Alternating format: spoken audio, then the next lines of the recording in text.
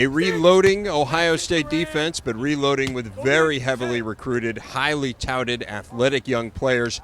A group that struggled at times last year, gave up 14 plays of 40 or more yards. Only 2 teams in the Big Ten allowed more. And as we came here today, guys, this was the obvious question mark. Is this defense good enough to compete at the level they want to compete at?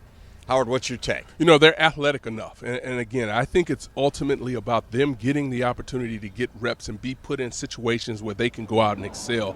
It all starts, although, with the defensive line. You talk about Noah Spence on the edge, Adolphus Washington on the edge. These are 2 guys that when we saw them last year as true freshmen really had an impact. So it's going to be up to those guys and also some of the guys inside. One of the guys that really stood out for me was Tommy Shutt at the defensive tackle position. I think he's going to be able to give them some help and give them some opportunities to make some plays inside. You know, you look at the secondary, Howard. They are as impressive in the secondary probably as any team in the country. So that's the strength of their defense.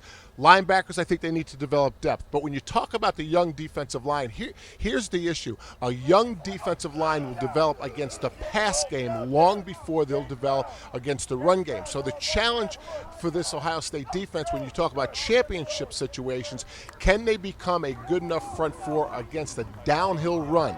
Because sooner or later, that's what they're going to have to stop to win a championship.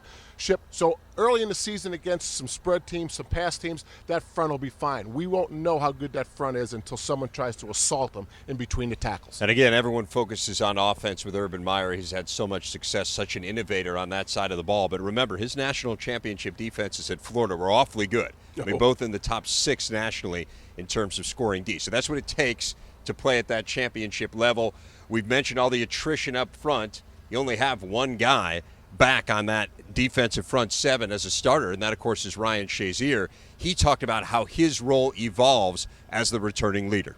Good leader, he can get his team going. He makes everybody else around him better, and then he just knows everything to help everybody to get where they need to go. So I pretty much know all the defense, and I'm trying to be a good backbone for everybody to build on to get them going and to get them where we need to go.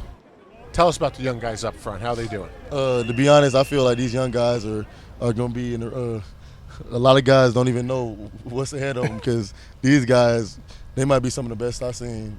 To be honest, Noah Spence, Adolphus Washington, and we got Joel Hill and Michael Bennett in the front 7. In this front, to be honest, I feel like they're going to be amazing this year.